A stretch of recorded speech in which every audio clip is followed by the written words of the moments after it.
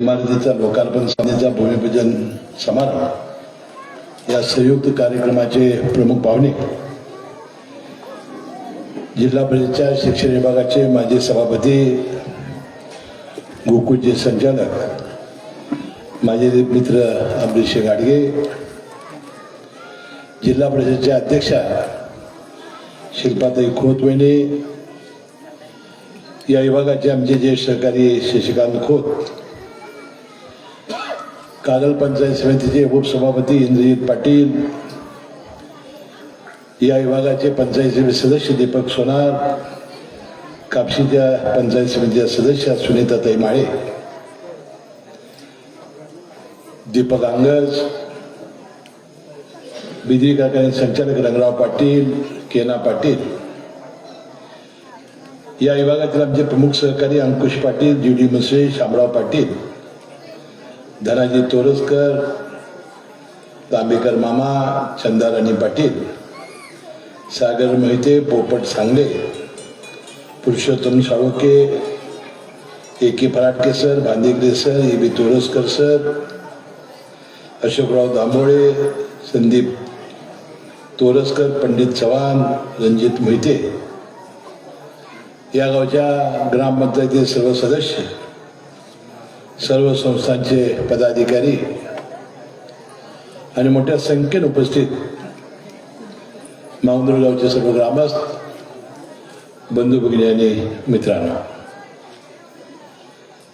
नुकताच या 8 वर्ग खोल्या या नूतन शाळेचा लोकार्पण समारंभ माझ्या हस्ते संपन्न झाला असं पहिल्यांदा मी जाहीर करतो.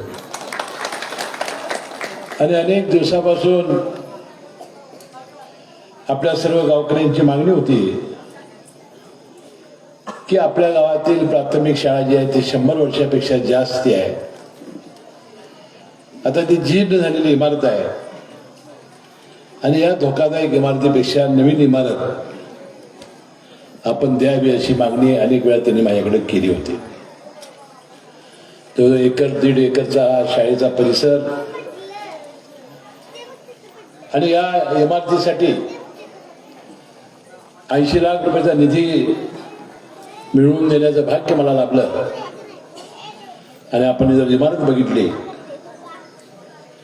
की मला वाटते मांगनूर सारखी शाळा आमच्या तालुक्यामध्ये क्वचितच दिसेल इतकी अतिशय सुंदर इमारत कॉन्ट्रॅक्टर तोरसकर यांनी बांधली आणि आज त्याचा आपण सर्वजण लोकार्पण कार्यक्रम करतोय. या कार्यक्रमाच्या निमित्ताने अनेकांनी आपल्या भावना व्यक्त करत असताना विशेषतः फाटके सर, भांदिगरे आणि बी तोरसकर, आपले मांगनूर गावचे राहणारे कोल्हापुरातील सर्व रहिवाशांचाही मी अतिशय आभारी आहे की मांगनूरमध्ये राहणारे कोल्हापूरच्या रहिवाशांचा, नागरिकांचा एक मी मेळावा घेतला होता. बावड्याला मेळावा झाला आणि त्यामध्ये त्यांनी काही मागण्या केल्या होत्या. त्यात प्रामुख्यानं आपल्या गावातील प्राथमिक शाळेची इमारत झाली पाहिजे असं आग्रहानं आपल्या या सगळ्या प्रमुख मंडळींनी मला सांगितलं होतं. गावातली पिण्याच्या पाण्याची योजना व्हावी, फिल्टर हाऊस व्हावे. फिल्टर हाऊस अजून काही चालू झालं नाही असं काय मिळालं नाही. बिल भरले काय?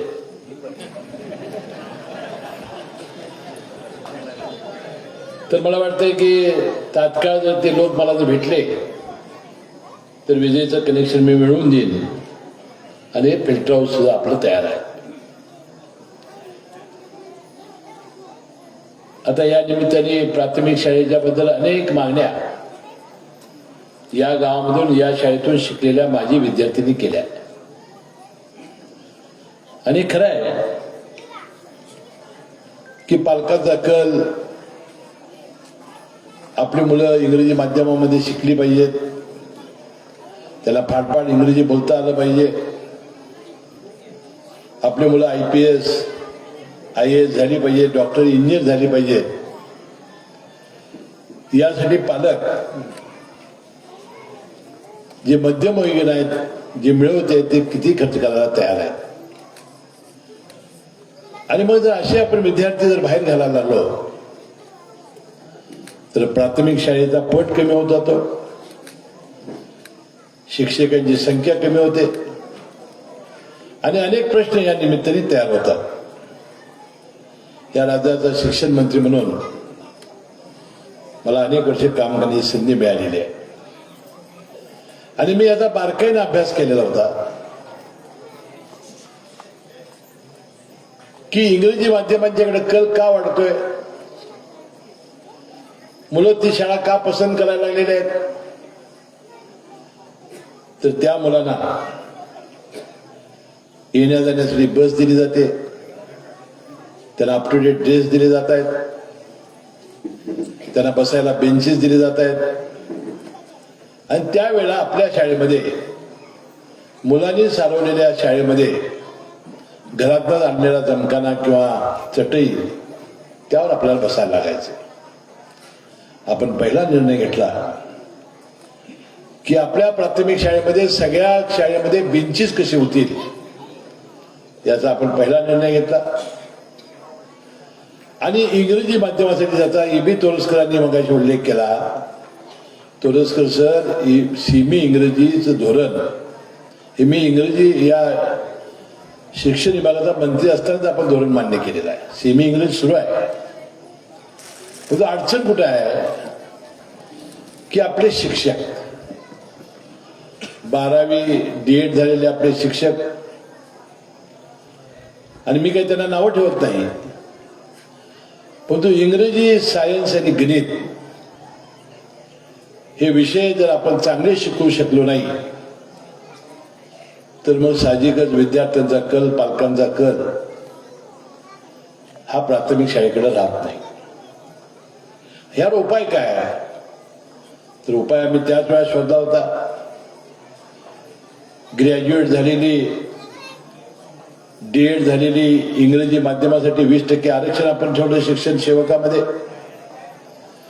प्रत्येक शाळेमध्ये इंग्रजी, सायन्स आणि गणितसाठी शिक्षक कसा दिला जाईल असा प्रयत्न आपण केला. पुढं अवाढव्य आपलं राज्य आहे, अनेक शिक्षकांच्या अनेक अडचणी आहेत आणि याचा परिणाम हे 100% यशस्वी झाला नाही. आणि मग काही ठिकाणी आम्ही निर्णय घेतला की इंग्रजी, सायन्स आणि गणितसाठी गावातच जी मुलं शिकून तयार आहेत आणि जे बेरोजगार आहेत ज्याचा उल्लेख E.B. तोरसकरनी केला त्याला ठोक मानधनावर नेमायचा. शिक्षकांना राहिलेल्या 7वा वेतनयोग आहे, त्यामुळे त्यांना महिन्याला 1000 रुपये द्यायला काही अडचण नाही. पैसे जिल्हा परिषद देणार नाही आणि शिक्षण जी समिती आहे गावातली ती अशी नेमायची की त्यांनी स्वतःचे पैसे थोडे काढले पाहिजे, त्यांच्या शिक्षकाला दिले पाहिजे. म्हणजे गावातलाच इंग्रजी, सायन्स आणि गणित शिकवणारा माणूस काढायचा, चांगला शिक्षक असलेला, विद्यार्थ्याला आवड आहे शिक्षणाची, त्याला त्या तिथे घालायचा आणि मग राहिलेली शिक्षकाची अट आपली पूर्ण होईल, इंग्रजी, सायन्स आणि गणित चांगलं होईल आणि मग मुलं ही इंग्रजी माध्यमाच्या शाळाकडे जाणार नाही. यासाठी जसं काळशिद्धी महाराजांनी केलंय तसं जिल्हा परिषद E.B. तोरसकर करता येणार नाही, कारण राज्य शासनाने त्याला निर्णय घ्यावा लागेल, ठोक मानधन आपल्यालाच द्यावं लागेल आणि गावातले नागरिक हे करू शकतील असा मला विश्वास आहे. बंधूंनो, प्राथमिक शाळा यामध्ये शिकली अनेक मुलं IAS झालेले आहेत, IPS झालेले आहेत, डॉक्टर, इंजिनियर झालेले आहेत आणि म्हणून आपल्या प्राथमिक शाळेमध्ये शिकला मुलगा हा मोठा होणारच नाही ही डोक्यातून कल्पना आपण काढून टाकली पाहिजे आणि आपल्या शाळेवर आपण प्रेम करायला शिकलं पाहिजे. आता शिक्षकांना जाता तर मी विनंती करेन, आपल्या शाळेत येणारे जे विद्यार्थी आहेत, 1ली ते 7वी पर्यंत शाळा असते, 1ली ते 7वी पर्यंत, तर शिक्षकांना माहिती असतो को त्याचा बुद्ध्यांक कुणाचा चांगला आहे. जी मुलं 70, 80, 85% मतं, आता काय झालंय, 1ली ते 10वी परीक्षा ठेवल्याने आपण, त्यामुळे ते थर्मामीटरच नाही पोरगा किती शिकलाय, काय येते याला. आणि म्हणून आपण, मी या खात्याचा मंत्री असताना प्राथमिक आणि पूर्व माध्यमिक ही शिष्यवृत्ती कंपल्सरी केली आणि त्या शाळेत बसवायला शिष्यवृत्तीमध्ये स्कॉलरशिप परीक्षेला आपण सुरू केलं होतं की निदान त्यामुळे तर त्याची त्या विद्यार्थ्याचा कल कळेल. शिक्षकाला माहिती असते की आपल्या वर्गातल्या मुलाचा कुठल्याच बुद्ध्यांक कमी आहे आणि कुठल्याचा जास्त आहे. माझी त्याला विनंती आहे, जी बुद्ध्यांक कमी आहे, आता ती नैसर्गिक दिली आहे, त्या बिचाराचा काही दोष नाही, हे काय परमेश्वर डोक्यात घालत नाही. त्यांना आपण वेगळं घेऊन तास 2 तास शाळा जरी सुटली तरी घेऊन बसलं पाहिजे. आणि त्या मुलापर्यंत का नसेना परंतु कमी त्याच्या असेना त्याला आणण्यासाठी कष्ट शिक्षकांनी केले पाहिजे. एकदा RTI कायदा आपण घेतला. पूर्वी प्राथमिक शिक्षण सक्तीचा आणि मोफत असा कायदा होता. आता तो केंद्राने कायदा बदलला. मुलाला लागेल ते शिक्षण शिकवण्याची सक्ती ही शासनावर सरकारला लाभली, म्हणजे घटनेला. आणि मुलगा कुठलंही शिक्षण मागितलं तर देण्याचा अधिकार हे RTI ऍक्टने आता त्या मुलाला मिळालेला आहे. तर माझ्या शिक्षकांना विनंती आहे, मुलांचा पट कसा वाढवायचा, मुलांना प्राथमिक शिक्षणाची गोडी कशी निर्माण करायची, त्याला इंग्रजी, सायन्स आणि गणित कसं चांगलं करायचं, हे सगळं आता शिक्षकांनी केलं पाहिजे. आणि माझी खात्री आहे की अशा सुंदर शाळेमध्ये मला वाटतं इमारत बघितल्यानंतर मी खरोखरच माझ्यासारखा कार्यकर्ता आश्चर्यचकित झाला की मांगलोर सारख्या गावामध्ये अशी एखादी इमारत आपण उभी करू शकलो. आणि एका तरुण कॉन्ट्रॅक्टरनं अतिशय सुंदर आणि चांगली दर्जेदार इमारत उभी करण्याचं काम केलं. त्यांचं सुशांत भांदेगिरे आणि त्यांच्या सर्व सहकार्यांचं मी मनपूर्वक त्यांना धन्यवाद देतो आणि या शाळेला मी मनपूर्वक शुभेच्छा देतो. आता शिक्षकांचा फारसा तास मी काही घेत नाही, कारण हा कार्यक्रम शाळेचा आहे. आता आपली समोर असलेली जी इमारत आहे ती अनेक वर्षाची आहे. आणि 1 वर्ष झालं की शशिकांत खोताना त्याच्या पत्नीनं आपण जिल्हा परिषदेचं सदस्य म्हणून निवडून दिलं, त्यांना अध्यक्ष होण्याचा मान मिळाला. आणि माझी जबाबदारी कापशी विभागाची निदान, सुनील बरोबर आहे ना,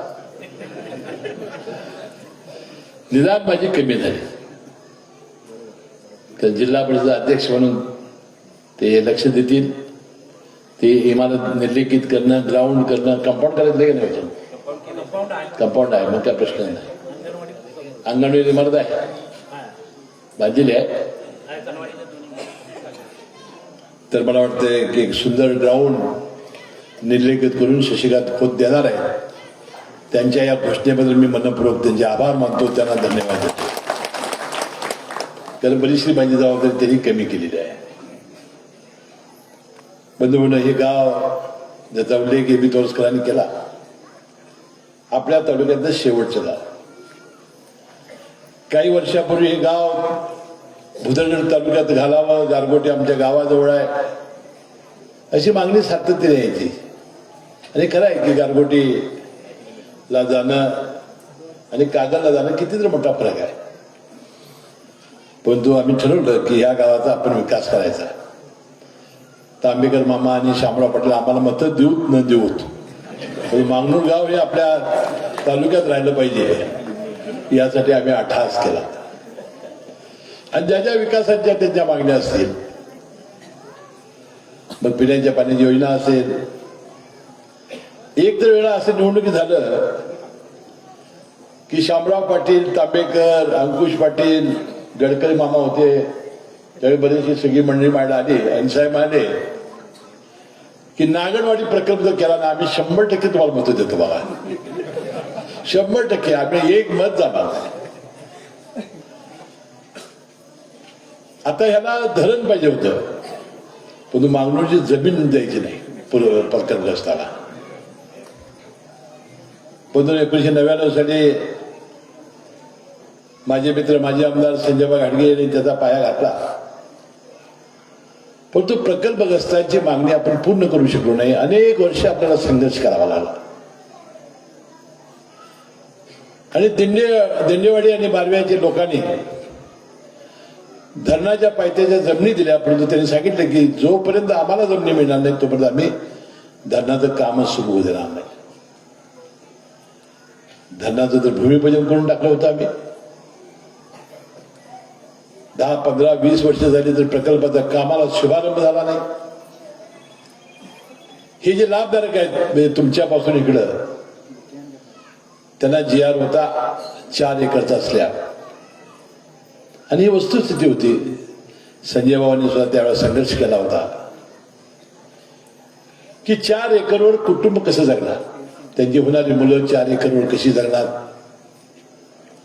आणि म्हणून पूर्णपणानं या लाभ क्षेत्रामध्ये 4 एकर या स्लॅबला विरोध झाला आणि याला जमिनीच मिळाल्या नाही. अंबाबाईच्या कृपेनं, परमेश्वराच्या कृपेनं, तुमच्या सर्वांच्या आशीर्वादानं हे जलसंपदा खातच माझ्याकडे आलं फक्त 10 महिन्यासाठी. आमचे तत्कालीन जलसंपदा मंत्री दीपक सुनीलराव तटकरे साहेबांनी राजीनामा दिला आणि पवार साहेबांनी जबाबदारी माझ्यावर सोपवली. त्या काळामध्ये किती जलसंपदा विभागाचं काम झालं याचा आढावा मी काही घेणार नाही, परंतु मी भाग्यवान आहे की या विधानसभा मतदारसंघातले प्रकल्प जे रखडलेले होते ते 2. एक होता नवीन मतदारसंघामध्ये आलेल्या उत्तर विभागाचा आंबेवड आणि 1999 साली संजय बाबांनी मंजूर केलेला आणि मी पायाभरणी केलेला हा नागणवाडी दिंडेवाडी बारव्याचा प्रकल्प. बंधूंनो, मी मंत्रिमंडळामध्ये विषय आणला. जे अनेक वर्ष बांधकामाचे प्रकल्प धरणाचे मंजूर झालेले आहेत, परंतु प्रकल्पग्रस्तांच्या अडचणीमुळे ते पूर्ण होत नाही, त्यामुळे किमती वाढतायत आणि अशा जर किमती वाढत राहिल्या तर हे धरण होणं शक्य नाही आणि कृष्णा लवाद तंट्याप्रमाणे आपल्या वाटेला आलेलं पाणी आपण अडवू शकणार नाही. आणि म्हणून मी कोल्हापूर जिल्हा हा समोर धरला आणि राज्यासाठी आपण पॅकेजचं धोरण आणलं. या नागणवाडीसाठी हेक्टरी 28 लाख रुपये आणि आंबेवड प्रकल्पासाठी हेक्टरी 36 लाख रुपये आपण पॅकेजची योजना आणली. मी मनपूर्वक आभारी आहे दिंडेवाडी बारवे या प्रकल्पग्रस्तांचा आणि आंबेवडच्या प्रकल्पग्रस्तांचा की त्यांनी हे पॅकेज घेतलं आणि अनेकांनी म्हणजे बहुतांश लोकांनी जमिनी घेतल्या आणि याचा मार्ग खुला झाला आणि नागणवाडीच्या पायऱ्यांचं पहिलं पूजन मी संजयभाऊ घाटगेंच्या हस्ते केलं, तुम्हाला आठवत असेल. आणि पाणी यायला लागलं. 2 वर्ष झाले असतील पाणी यायला लागलं. 2-3 वर्ष होय. तर मत कुठं आहेत भरपूर.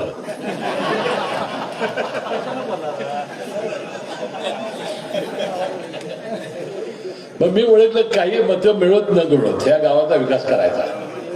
अहो, अंबाबाईचं देऊळ बांधल्यावर त्यावेळेस सुद्धा शब्द दिला होता की अंबाबाईचं मंदिर उभा करायचं आहे. आणि मग मी आलो, हेलिकॉप्टरने फुलं टाकली तरी सुद्धा गड्यांच्यात काही हे नाही बघा. ठीक आहे, परमेश्वर माझ्या मागं होता आणि अनेक आता संजयवान मीच एकत्र असल्यामुळं निदान शामराव पाटलांची तरी काही अडचण नाही. आता अडचण आहे तांबेकर मामाची, आता नाही राज आहे. ठीक आहे, आपण समजून घेऊ आपण ते. मला वाटतं आपल्या गावातील बरोबर सर्व विकास कामं जी राहिलेली असतील ती मी करून देईन आणि शिल्पाताई खोत वहिनी या अध्यक्ष आहेत त्याही आपली सर्व कामं करतील. आणि खरोखरच या जिल्हा परिषद निवडणुकीमध्ये सर्वात जास्त जागा राष्ट्रवादी काँग्रेस पक्षाच्या निवडून आल्या आणि पहिला मान अध्यक्ष होण्याचा आपल्या कापशी विभागाला देण्याचं भाग्य मला लाभलं आणि त्या शिल्पाताई खोत या जिल्हा परिषदेच्या अध्यक्ष झाल्या. आता मगाशी वर्णन करताना शशिकांत खोताने 8 तास जनरल बॉडी कशी चालली माझ्या बायकोने वगैरे वगैरे त्याचा उल्लेख केला. आणि खरं आहे की अनेक वर्ष या कापशी भागामध्ये शशिकांत खोत आमचे सगळे सहकारी इथं उपस्थित आहेत. त्यांनी संघर्ष केलेला आहे. हसन मुश्रीफ हा कार्यकर्ता मोठा व्हावा म्हणून अनेक कष्ट काढलेले आहेत. त्यांचंही मी मनपूर्वक आभार मानतो. आणि मांगनूर गावामध्ये अंबाबाईचं मंदिर उभा करण्याचं भाग्य मला लाभलं. प्राथमिक शाळा तर अशी उभी केली की जिल्ह्यात अशी नसावी अशी उभी करण्याचं भाग्य मला लाभलं. आपल्या फिल्टर हाऊस पिण्याच्या पाण्याची योजना पूर्ण मी करू शकलो. आणि आपल्या शेतीची मागणी असलेली सगळ्यात जास्त नागनवाडी प्रकल्प करण्याचं सुद्धा भाग्य मला लाभलं. या सर्व कामामुळं या मांगनूरकरांच्या उपकारातून मुक्त होण्याची संधी मला मिळाली. याबद्दल मनपूर्वक आपल्या सर्वांचे मी आभार मानतो. आणि एका चांगल्या कार्यक्रमाच्या निमित्ताला मला येण्याची संधी मिळाली. गेल्याच आठवड्याला मी येणार होतो, परंतु अमित शाह साहेब दौऱ्याला आले होते. हा कार्यक्रम आपला ढकलावा लागला आणि आज आपल्याला हा कार्यक्रम घ्यावा लागला. पाऊस नाही ही काही चांगली गोष्ट नाही. पाऊस धोधो पडला असतं चालला असतं. परंतु अंबाबाईकडे मी प्रार्थना करतो, जी भविष्य वर्तायत, जे हवामान तज्ञ सांगतायत ते सगळं खोटं ठरव आणि 2-3 दिवसात असा पाऊस पडो की तो आपल्याला महापूरच आणून टाको, अशी अंबाबाईकडे मी प्रार्थना करतो. आणि आपल्या सर्वांचं दर्शन घ्यायची संधी मला दिल्याबद्दल मी मनपूर्वक मी आपले आभार मानतो. शिक्षकांनी आपलं आत्मचिंतन आत्मपरीक्षण करून पटसंख्या कशी वाढवायची याबद्दलचं काम ते उद्यापासूनच सुरू करतील अशा प्रकारची अपेक्षा व्यक्त करून मी आपली रजा घेतो. जय जय महाराज. धन्यवाद साहेब. साहेब एक मिनिट.